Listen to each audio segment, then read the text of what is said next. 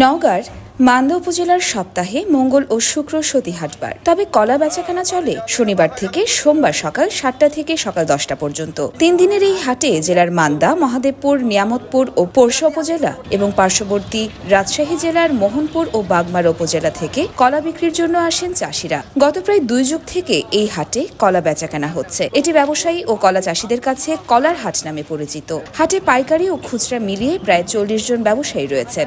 স্থানীয় চাহিদা মিটিয়ে প্রতি সপ্তাহে এই হাট থেকে ছোট বড় প্রায় ২০ থেকে ২৫টি ট্রাক কলা ব্যবসায়ীদের হাত ধরে বিভিন্ন জেলায় চলে যায়। চাষিরা বলছেন, অন্যান্য ফসলের তুলনায় কলা চাষে উৎপাদন খরচ ও পরিশ্রম কম এবং লাভ বেশি। প্রতি বিঘাতে কলা চাষে খরচ পড়ে অন্তত ৩০,০০০ টাকা। খরচ বাদে বিঘা প্রতি বছরে লাভ থাকে অন্তত ৮০ থেকে ৯০,০০০ টাকা।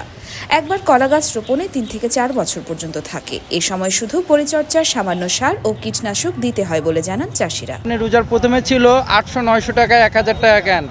এখন সে কলাগুলো বিক্রি হচ্ছে, ঘাউরগুলো বিক্রি হইতেছে আপনার ৬০০ থেকে ৭০০-৮০০ টাকা পর্যন্ত। এই কলাগুলো আমাদের ঢাকাতে বিক্রি হয়, ঢাকার তেজগাঁ বিভিন্ন জায়গাতে বিক্রি হয়। তো মোটামুটি ভালোই আমদানি আছে। প্রতি সপ্তাহে এখানে ২০ থেকে ২৫ গাড়ি করে লোড হয়। এই হাটকে কেন্দ্র করে এক শ্রেণীর মানুষের কর্মসংস্থান গড়ে উঠেছে, যারা কৃষকদের কাছ থেকে কলা কিনে পাইকারি ব্যবসায়ীদের কাছে বিক্রি করেন, আবার কেউ কলা পাকিয়ে বিভিন্ন হাটে বিক্রি করেন। বাজারে অন্যান্য ফল, বিশেষ করে তরমুজ ও আনারস আসায় কমেছে কলার দাম। প্রতি সপ্তাহে এই হাট থেকে ছোট বড় প্রায় ২০ থেকে ২৫ ট্রাক কলা ঢাকা সহ বিভিন্ন জেলায় চলে যায়, যার টাকার অঙ্কে প্রায় ৪০ থেকে ৫০ লাখ।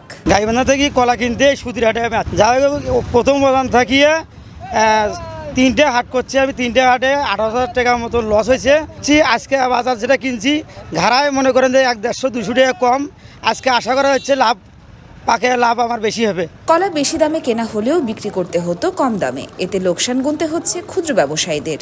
তবে দাম কমে যাওয়ায় তাদের কিছুটা লাভ হচ্ছে। অন্য অন্য ফসলের চাইতে এই ফসলে খরচা কম হয়, পরিশ্রম কম হয়, যার জন্যই ফসল করা হয়। এতদিন লসের মধ্যেই ছিলাম। এই যাবৎ মনে করেন যে রোজা ২০টা চলে গেল, প্রায় ৩৬,০০০ টাকা লস হয়েছে। এখন বর্তমান শনিবার থেকে ওই ১১,০০০ টাকা লাভ হয়েছে। এবছর জেলায় ১২০০ হেক্টর জমিতে কলার আবাদ হয়েছে, যা গত ৩ বছরে বেড়েছে ১১৫ হেক্টর। কলা চাষ লাভজনক ও রোগবালাই কম হওয়ায় কৃষকদের উদ্বুদ্ধ করতে কৃষি অফিস থেকে সার্বিক পরামর্শ ও সহযোগিতা করা হয় বলে জানান এই কৃষি কর্মকর্তা। নওগাঁয় প্রায় ১২২০ হেক্টর জমিতে কলার চাষ হয়ে থাকে এবছর, এবং আমাদের বিগত দিনের যে গড় ফলন তাতে প্রতি হেক্টরে ৩০ টন করে ফলন হয়েছে। বাজার দর ভালো থাকাতে কৃষক লাভবান হয়েছে এবার কলাতে, এবং বাজার এখন পর্যন্ত ভালো। ব্যবসায়ীদের সিন্ডিকেটে কলার দাম কমেছে বলে অভিযোগ করেন চাষিরা। হাত বদলে ব্যবসায়ীরা কলার দাম পেলেও চাষিরা তা থেকে বঞ্চিত হচ্ছেন।